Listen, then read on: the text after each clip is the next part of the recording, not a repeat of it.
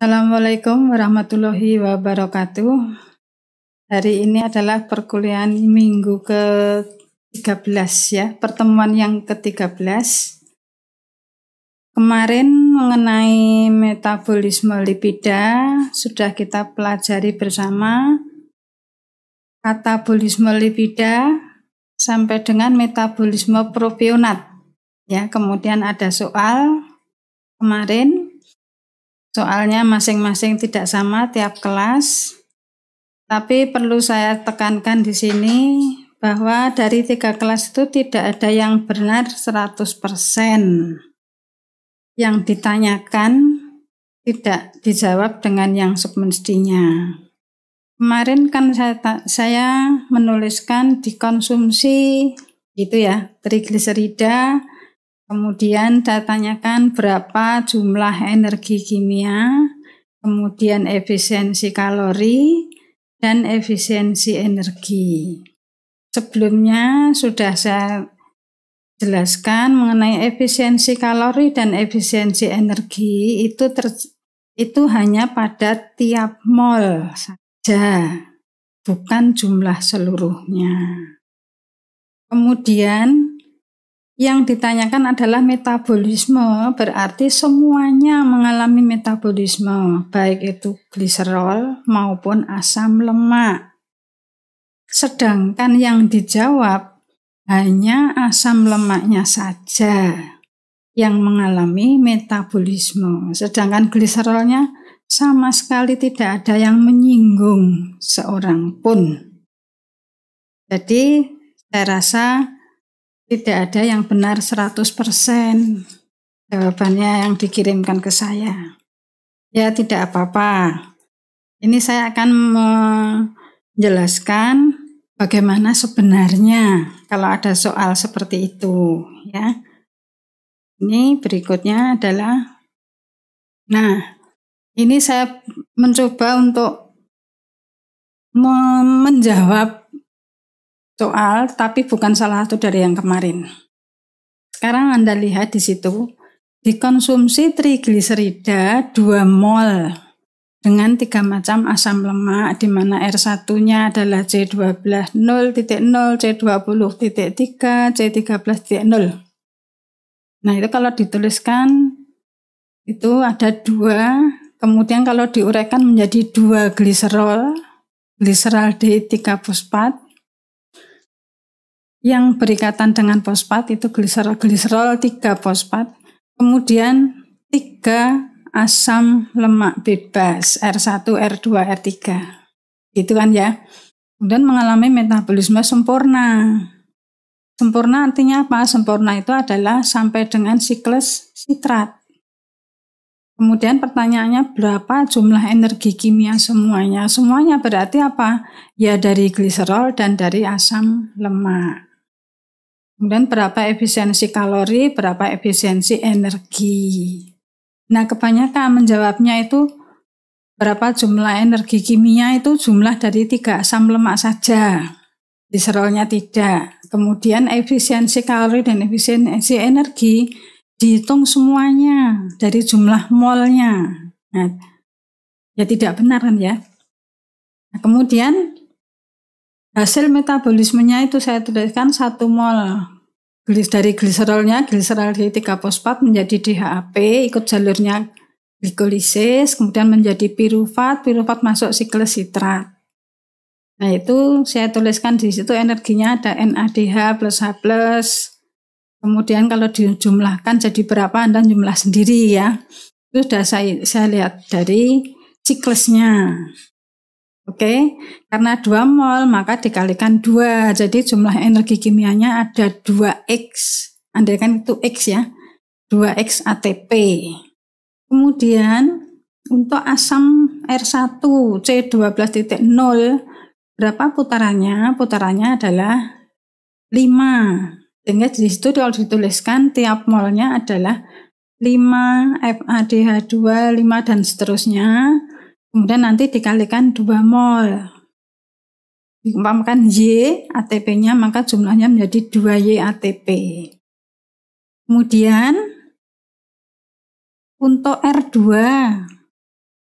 C20.3 berarti ikatan rangkapnya 3, maka putarannya adalah 20-2/2 ada 9 putaran. Tetapi karena ada 3 ikatan rangkap, maka FAD-nya berkurang 3 sehingga 9-3 FADH2, 9 NADH plus H+, 10 astil dan seterusnya. Ketemunya adalah set mol sehingga menjadi 2 set ATP.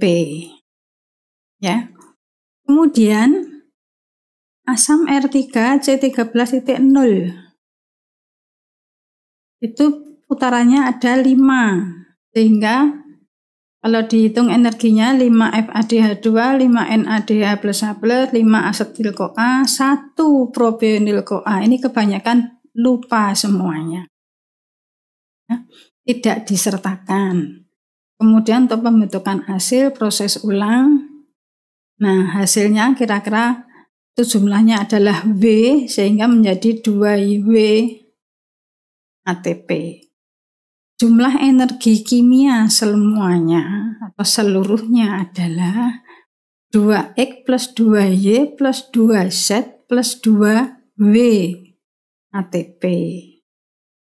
Itu energi, jadi menjawab pertanyaan energi kimia semuanya.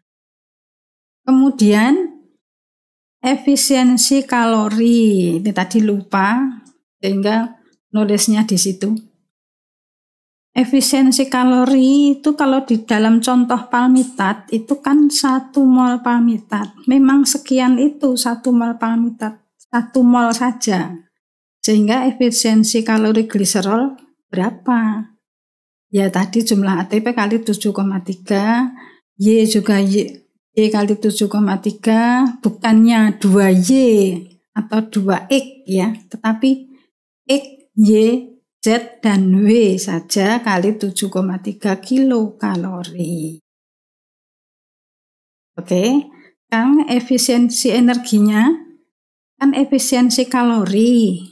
Padahal efisiensi kalori tadi kan 1 mol, sehingga di situ ya 1X kali 7,3 per mR gliserol per mR palmitat kali 2340 kali 100%. Nah ini kebanyakan yang dijawabkan adalah bukan yang X-nya tetapi 2X. Kemudian yang di bawah itu penyebutnya mR gliserol per mR palmitat. Kali itu kemudian dikalikan lagi dengan 2. Kalau 10 ya kalikan 10, 5 kalikan 5 begitu. Ya. Sehingga itulah yang salah di situ. Semuanya hampir seperti itu jawabnya. Oke. Jadi kesalahannya ada gliserol tidak dihitung, kemudian menghitung efisiensi itu selalu dilibatkan jumlah molnya. Mohon nanti kalau ujian tidak salah lagi ya. Kelihatannya sepele tetapi menjadi salah. Jadi tidak 100% nilainya. Oke. Nah, itu yang perlu diingat. Berikutnya sekarang kita masuk pada bab anabolisme lipida. Kalau tadi kemarin itu adalah katabolisme, penguraian, selalu hasilnya adalah positif gitu ya. Hanya minusnya proses ulang dan pembentukan asil. Tetapi pada anabolisme lipida, lipogenesis, Anda nanti akan lihat bahwa di sini tidak ada energi yang dihasilkan. Semuanya adalah dibutuhkan. Oke, sekarang kita mulai. Anabolisme lipida berlangsung dalam sitosel. Kalau katabolisme di dalam mitokondria. Kemudian diawali dari asetil koenzim A. Jadi dimulai tahapannya adalah asetil koenzim A. Anda masih ingat asetil koenzim A dari mana? Dari pemecahan asam lemak. Juga bisa dari pemecahan karbohidrat. Piruvat menjadi asetil koenzim A. Tapi untuk lipogenesis ini asetil-CoA kemudian dia bergabung dengan malonil koenzim A. Ya. Tahap pertama itu adalah pembentukan asetil ACP. Apa itu ACP? Asetil karier protein. Ya, itu adalah pembawa. Kemudian tahap yang kedua, penggabungan malonil dengan asetil. Tahap ketiga dehidratasi, tahap keempat reduksi. Itu adalah satu putaran. Kemudian siklus diulangi dengan penambahan malonil-CoA.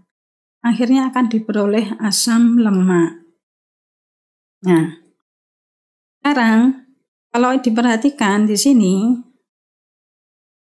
ini asetil koenzim A dengan ACPSH, ACP yang aktif ya, menjadi asetil ACP. Kemudian malonil dibentuk dari asetil-CoA tambah CO2, jadi penambahan karbon. Karbon 2 tambah dengan CO2 menjadi karbon 3. Ini adalah malonil koenzim A. Nah, sekarang asetil yang sudah berikatan dengan karier protein, dia hanya mau berikatan dengan senyawa yang sudah berbentuk karier protein. Nah, senyawanya adalah malonil. Jadi di sini kalau dilihat tadi asetil koenzim A, karboksilase enzimnya dengan ATP yang masuk berarti minus 1 ATP, CO2 masuk, ADP keluar plus BI menjadi malonil koenzim A. Ini salah ya, malonil koenzim A ini bukan di sini, ini koenzim A. Kemudian dengan ACPSH menjadi malonil ACP. Jadi ini salah ya, ini adalah bukan ACP, ini adalah koenzim A. Kemudian malonil ACP, dia akan ketemu dengan asetil ACP. Ya. Ketemu dengan asetil ACP, kemudian mengalami kondensasi menjadi asetil ACP. Keluar CO2. Dapat jadi 1, 2, 3, 4. Jadi di sini karbon 2 karbon 2 ketemu dengan karbon 3, ini kan menjadi karbon 5, tapi kemudian di sini keluar CO2, menjadi asetil ACP. Nanti CO2 ini mencari lagi asetil koenzim A membentuk malonil, ketemu lagi dengan asetil ACP, gitu nanti ceritanya ya. Asetil ACP ini kemudian dengan mempergunakan energi NADPH plus H+, keluar NADP menjadi beta hidroksi butiril ACP. Karbonnya ada 4, ada hidroksi, ada karier protein. Beta hidroksi butiril ACP mengalami dehidrasi menjadi alfa beta hidroksi krotonil ACP. Kemudian ini panahnya kebalik, harusnya ini ke sana. Dengan NADPH plus H+, keluar NADP menghasilkan butiril ACP. Karbonnya 4 dengan ACP. Ya. Kita ulangi lagi, karbon 2 ketemu karbon 3 menjadi karbon 4. Karbon 4 kemudian mengalami reduksi dan dehidratasi kemudian menjadi butiril ACP. Ini adalah bentuk ACP, kemudian prosesnya berulang, yaitu dengan asetil ACP lagi. Maka karbon 4 dengan karbon 2 kemudian dengan butiril ACP ini akan menjadi heksanoil ACP. Ya. Heksanoil ACP kemudian menjadi heksasanil heksa berapa? Karbon 6 ya. Karbon 6 ACP dan berikutnya nanti kemudian menjadi di sini karbon 6 ACP, berulang lagi menjadi karbon 8, berulang lagi menjadi karbon 10 dan seterusnya. Dan yang dikatakan satu putaran adalah yang karbon 2 plus karbon 3 menjadi butiril. Ini adalah satu putaran. Kalau diperhatikan, energi yang dibutuhkan adalah minus 1 ATP, minus 1 NADPH yang sama dengan ini setara dengan 3 ATP, dan minus lagi NADPH lagi, sehingga ada berapa? Ada minus 7. Ya, ada minus 7 ATP. Ya, minus 7 ATP. Kemudian, maaf, tadi ini butiril, karbonnya 4, ketemu dengan malonil, bukan asetil, ketemu dengan malonil ACP, menjadi karbon 6, keluar CO2. Kemudian nanti karbon 6, ketemu lagi dengan malonil lagi, ya, menjadi karbon 8, jadi bukan asetil ya, dengan malonil. Jadi setiap tahap itu butuhnya adalah malonil koenzim A. Malonil dari mana? Dari asetil koenzim A. Jadi kalau dilihat berapa malonil koenzim A yang dibutuhkan untuk 2 putaran, 1 putaran butuh 1, 2 putaran lagi berarti butuh 2 malonil. Betul? Sekarang kalau yang disintesa itu adalah asam karboksilat, yaitu asam palmitat. Kalau asam palmitat C15H31COOH, berarti C-nya 16. Kalau C16 kira-kira berapa putaran yang dilalui? Kalau penguraian kemarin C16 itu adalah N-2/2. Sekarang kalau untuk membentuk C16 berapa? Coba dihitung. Ketemunya adalah juga 7 putaran. 7 putaran, tetapi asetil-CoA-nya berapa yang dibutuhkan? Asetil-CoA-nya pasti dari 2 menjadi 16, berarti berapa? 8. Demikian ya. 8 asetil-CoA. Kemudian untuk 18 berapa dan seterusnya itu bisa dicoba sendiri. Nah, kemudian kalau ini adalah lipigenesis jenuh, ya. Di sini terjadi lemak jenuh terdapat pada hewan, manusia juga sintesa asam lemak tak jenuh juga terjadi pada tanaman. Contoh sintesa asam oleat. Asam oleat adalah asam yang mempunyai ikatan pada karbon nomor 9. Nah, ini agak berbeda dengan pada asam jenuh. Pada asam tak jenuh memerlukan O2 untuk membentuk ikatan rangkap dengan mempergunakan enzim kompleks oksigenase. Ya. Nah, ini contohnya. Kalau membentuk oleat, ya, oleat itu adalah C18.1. Kalau stearat 18.0, ya, di depan sudah ada itu ya, halaman depan itu ya. Nah, ini membutuhkan nanti setelah menjadi stearat, kemudian dia membutuhkan O2 dan NADPH plus H+, berarti ini negatif. Ya.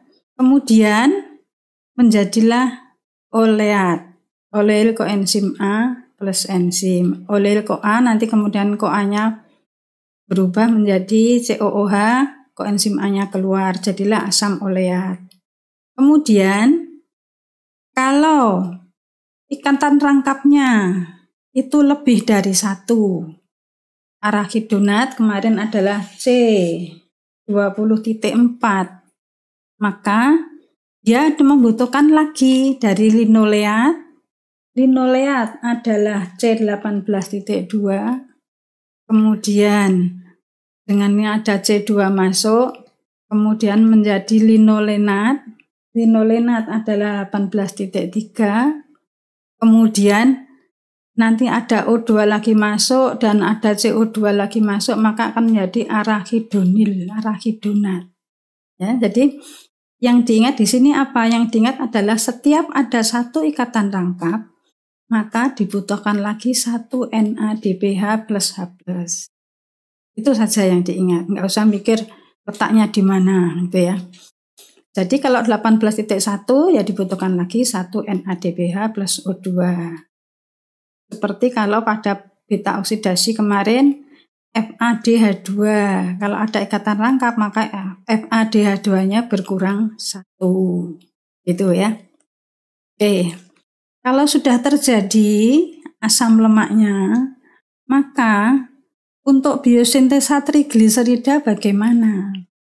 Biosintesa trigliserida itu adalah membutuhkan gliserol dan asam lemak. Nah, gliserolnya kita sudah punya ya.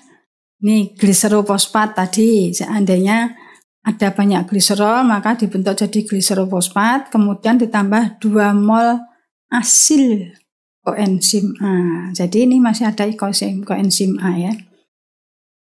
Maka akan menjadi asam alfa fosfatida 2. Dan asam alfa fosfatida menjadi digliserida. Sekarang ini 2 mol. 2 mol asam jadi menjadi digliserida. Kemudian digliserida ini maksudnya AB itu adalah 1, 2 ini ya. Tambah 1 mol lagi asil koenzim A menjadi trigliserida. Koenzim A-nya keluar. Nah, kalau ini dituliskan seperti ini. Ya. Ini kemudian ini adalah RCOO tadi masuk di sini. Ini digliserida tadi kemudian menjadi trigliserida. Kenapa hanya sesederhana ini? Kok tidak rumit? Seperti juga pada glikogenesis terjadi di dalam tubuh. Jadi kita tidak bisa memantau tahap demi tahap. Ya, ini hanya perkiraan, mungkin juga energinya lebih banyak yang dibutuhkan. Demikian ya. Jadi untuk lipigenesis, saya ulangi lagi, tadi untuk lipigenesis itu energinya selalu dibutuhkan, tidak ada yang dihasilkan. Selalu minus. Tadi yang dihitung sudah minusnya 1 ATP, minusnya 2 NADPH, kemudian apalagi untuk proses ulang. Nah, proses ulang minus 1 ATP untuk 1 mol. Ya, demikian. Nah, nanti ada soal untuk latihan bagaimana lipigenesis dari trigliserida. Ya. Nah, kemudian berikutnya ini adalah lipida dan hubungannya dengan metabolisme glukosa. Yang kita sudah mempelajari kemarin adalah di sini ya. Gliserol, glukosa, jadi triosa, ini adalah pirufat. Pirufat masuk menjadi asetil-CoA. Asetil-CoA kemudian masuk siklus Krebs. Ya. Glukosa sampai dengan pirufat itu berapa? 2 NADH plus 2 ATP. Jadi kalau dijumlahkan berapa? 8 ATP. Kemudian asetil-CoA masuk siklus Krebs, berapa ATP-nya? Di sini ada 30 ATP dari asetil-CoA. Sehingga dari pirufat ke asetil-CoA itu ada 30. Glukosa pirufat ada 8. Sehingga kalau ini dijumlahkan metabolisme sempurna di sini ini adalah 38 ATP. Sekarang kalau asetil saja masuk siklus Krebs berapa? Pirufat ke asetil-CoA itu menghasilkan 1 NADH. Berarti tadi kalau ini 30, maka di sini kan 15 ya, kalau 1 asetil maka 15 dikurangi 3, jadi 12 ATP. Jadi angka-angka ini adalah angka-angka yang wajib Anda pahami, sehingga kalau dalam hitungan nanti langsung bisa menuliskan. Jadi ini 8, ini sempurna 38, kemudian asetil-CoA berapa 12, pirufat ke sini berapa 15. Kemudian kalau ada gliserol. Nah, ini gliserol fosfat tadi masuk ke triosa fosfat, ke pirufat dan ke sini. Tadi sudah saya hitung di situ ya. Anda bisa menghitung berapa gliserol itu. Nah, di sini ada NADH. Nah, di sini juga ada NADH dan ATP. Dan masuk ke sini juga ada NADH, ada FAD, ada GTP. Jadi jumlahnya berapa? Sekitar 23 kalau nggak salah ya. Nanti dihitung. Kemudian ini gliserol dengan asil CoA itu mengalami triasil gliserol dan fosfolipid. Asil CoA. Kemudian gliserol fosfat ini adalah lipid mengalami lipolisis menjadi triasil gliserol dan fosfolipid. Asil CoA aktivasi menjadi free fatty acid. Ya. Nah, kemudian asetil-CoA hasil dari lipid masuk ke dalam siklus Krebs. Ya. Kemudian menghasilkan CO2 plus H2O plus energi. Berikutnya adalah ini asetil-CoA akan mengalami proses ketogenesis benda-benda keton pada saat puasa ya, banyak benda keton di sini. Kemudian juga asetil-CoA merupakan cikal bakal modal dasar dari pembentukan kolesterol. Kolesterol adalah senyawa steroid yang nanti akan membentuk senyawa senyawa hormon ya, bisa hormon reproduksi, hormon pencernaan dan sebagainya. Nah, kemudian ini sudah ya. Berikutnya biosintesa kolesterol. Nah, ini sebetulnya ini ada reaksinya panjang sekali, tetapi tidak ketemu ya. Itu filenya kok ketemunya hanya yang ini. Tapi kelihatannya dari materi kuliah yang lain sudah dapat juga ini. Jadi biosintesa kolesterol diawali dari asetil koenzim A yang saling berkondensasi membentuk asam mevalonat melalui senyawa antara. Reaksinya adalah asetil-CoA dengan asetoasetil. Kalau tadi itu asetoasetil ACP, tapi sini asetoasetil-CoA menjadi beta hidroksi metil glutaril koenzim A. Kemudian ini enzimnya ya, yang akan menjadi suatu senyawa yang namanya adalah asam mevalonat. Ya. Asam mevalonat kemudian akan membentuk senyawa skualen. Senyawa skualen adalah senyawa hidrokarbon yang panjang dengan atom karbon sebanyak 30 buah. Dari asam mevalonat secara bertahap, energi yang dipergunakan berasal dari ATP. Nah, ini ceritanya seperti itu. Nah, kemudian pemanjangan senyawa terakhir menjadi rantai panjang dan akhirnya bergabung menjadi C30, namakan presqualen pirofosfat. Ya. Nah, kemudian biosintesa kolesterol dari squalen. Anda bisa baca di sini. Melalui 2 jalur, nah ini yang perlu.